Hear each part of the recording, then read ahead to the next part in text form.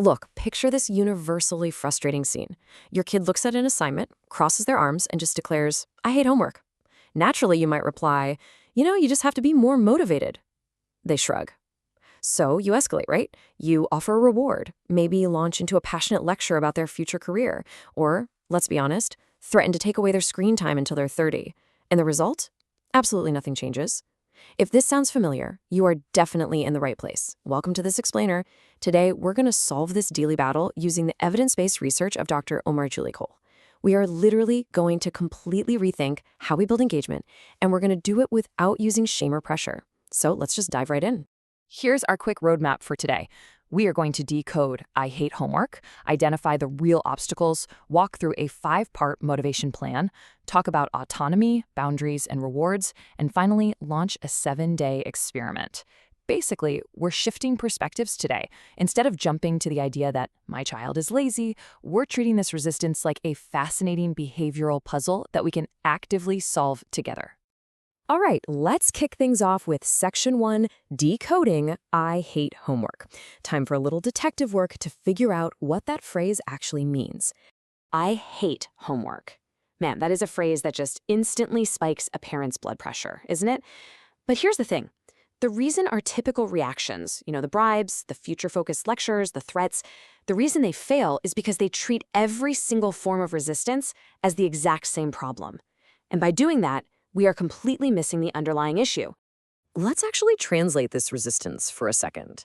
Believe it or not, I hate homework is rarely about the homework itself. It's actually a protective mechanism. When your kid says those words, the hidden meaning could really be, I'm just tired, or I actually don't understand this. It might mean I'm afraid I'll fail, or this work feels totally pointless, or even I have absolutely no control over any part of this process. Once we realize that this phrase is just a mask for exhaustion, confusion, or fear, we can stop seeing it as some kind of permanent character flaw and start seeing it for what it is, a cry for a very specific kind of help. Which brings us perfectly to Section 2, Identifying the Real Obstacles. Because remember, motivation isn't a fixed personality trait. It totally changes depending on the situation. Notice the stark difference in how we talk about this. Using identity labels like, you're lazy, you don't care about your future, or the classic, your sister never makes this so difficult. Well, that turns a simple task problem into a heavy character judgment. Identity labels make change feel utterly impossible for a kid. It breathes shame. And sure, while shame might cause immediate movement out of pure fear, it never creates healthy long-term engagement. Actually, scratch that. It actively hurts it. Instead, we want to look at behavioral language. Things like, you haven't started yet, or the first step is still unclear, or maybe we need a plan for returning after the break. See, behavior can actually be changed. This kind of language focuses on actionable, solvable problems. So here is absolutely the most crucial question you can ask. What is this resistance protecting the child from? Dr. Çelikkol suggests asking your child really neutral, curious questions. Instead of just demanding they start working, try asking, hey, what part of this feels the worst? Or is this confusing, boring, or just hard to start? And then just listen for patterns. If they say it's boring, they might just need to see a visible ending. If they say, I can't do it, they don't need motivation, right? They need actual instruction. A child who jokes around, argues, or says a task is stupid is usually just protecting themselves from feeling incapable. And this brings up a brilliant concept called competence before confidence. We so often think kids need to be confident before they can start something hard, but it's actually the complete reverse. Children are way more willing to engage when they truly believe their effort will lead to manageable success, rather than starting out with high confidence. I mean, think about it. Motivational speeches do not repair a skill gap. If your child literally can't read the instructions or organize their ideas, you can't just cheerlead them into doing it. Confidence only grows after the child experiences manageable success. So, how do we actually build that competence? Let's move right into Section 3 and introduce Dr. Çelikkol's evidence-based toolkit, the 5-part motivation plan. Here we go. Make the first step smaller, create meaningful choice, make progress visible, connect to real purpose, and give strategy feedback. These are the 5 core structural strategies to transform resistance into ownership. Let's quickly walk through these steps because they are the absolute foundation of building real engagement. All right, step 1, make the first step smaller. Think about how totally overwhelming the phrase, finish your homework, sounds to a kid who is already tired. Instead, shrink the starting point. Say something like, just open the assignment and read the first instruction, or let's complete the first 2 problems, or just write 3 ideas for the paragraph.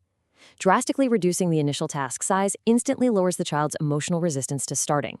It takes it from this impossible, scary mountain to a very small, completely manageable step. Now for step 2, create meaningful choice. Now, just to be super clear here, doing the homework is not the choice. The responsibility still exists. But you can give them a say over how it gets done. Give them meaningful choices like task order. Hey, would you like to begin with math or reading? Ask about their workspace or materials. Would you rather type the outline or write it by hand? You could even let them choose their break activity or study method. Giving them a choice over these details creates immediate ownership, all without removing the actual boundary of doing the work. Steps 3, 4, and 5 really tie the whole shebang together beautifully. Step 3 is making progress visible. Use a checklist or a progress bar so they can physically see the path remaining. Step 4 is connecting effort to a real purpose. Try to avoid those exaggerated speeches about their future adult career. Use honest, concrete connections like learning to organize this paragraph helps you explain your ideas clearly. And finally, step 5, give strategy feedback. Instead of a generic good job, tell them exactly what they did right. Say, you began with the hardest task, or you ask for help really clearly. Praise the specific strategy so they know exactly what to repeat next time around. Now, a lot of parents worry that giving choices makes them too permissive. Let's address that right now in Section 4, Autonomy, Boundaries, and Rewards. The absolutely crucial point here is a concept known as guided ownership. Look, supporting autonomy absolutely does not mean allowing your child to avoid tasks they dislike. It means preserving age-appropriate control within necessary limits. You, as the adult, protect the routine. You set the expectations, something like homework needs to be addressed before any planned entertainment. That is the boundary, plain and simple. But within that boundary, the child gradually controls the process, like when to take a break or what subject to tackle first. Too much control increases their resistance, but too little structure just leaves them overwhelmed. Guided ownership is that perfect sweet spot. And what about rewards? Well, there's a vital difference to understand here. If your kid is constantly asking, what do I get, for every single responsibility, you've accidentally created unhelpful reward dependency. Instead, we want to use strategic incentives. These should be modest, they should be temporary, and most importantly, tied to a controllable process. So reward them for starting on time or using their checklist, rather than just getting an A on the paper. Pair the incentive with feedback about the skill they used, and then make sure to fade that reward out as their competence and routine grow. Okay, let's move into our final section and see how all of this builds into practical application. It is time for Section 5, the 7-day experiment. I really want you to test these theories starting today in a safe, structured, totally shame-free way. Here are your parameters. For the next 7 days, choose just one repeated homework difficulty. Do not try a new reward and ban the long lectures entirely. Seriously, just act like a detective. Each day, record what the likely obstacle is. Is it fatigue, confusion, fear of making mistakes? Then, make one single small adjustment. Reduce the first step or offer 2 acceptable choices. At the end of the week, sit down and review what helped. Did motivation improve after a small success? What obstacle appeared the most often?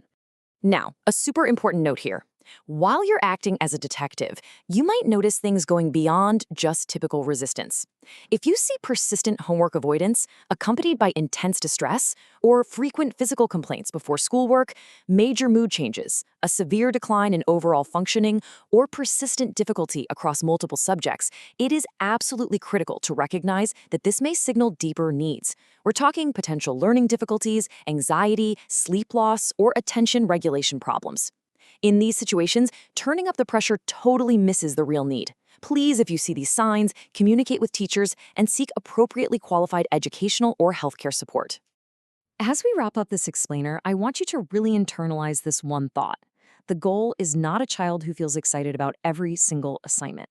Let's be real, not every assignment will be deeply meaningful, and you know what? That is completely okay.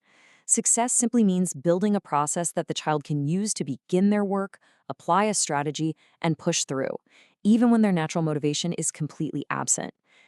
I want to leave you with this final, kind of provocative thought. The next time your child says, I hate homework, stop, take a breath, and ask yourself, are we demanding motivation, or are we creating the conditions that build it? Don't answer with pressure. Instead, find the obstacle, shrink that first step, give them a meaningful choice, and just watch how that newly built competence slowly builds their confidence. Thank you so much for joining me on this explainer. Go ahead and start your 7-day experiment today, and let's turn those daily battles into guided ownership.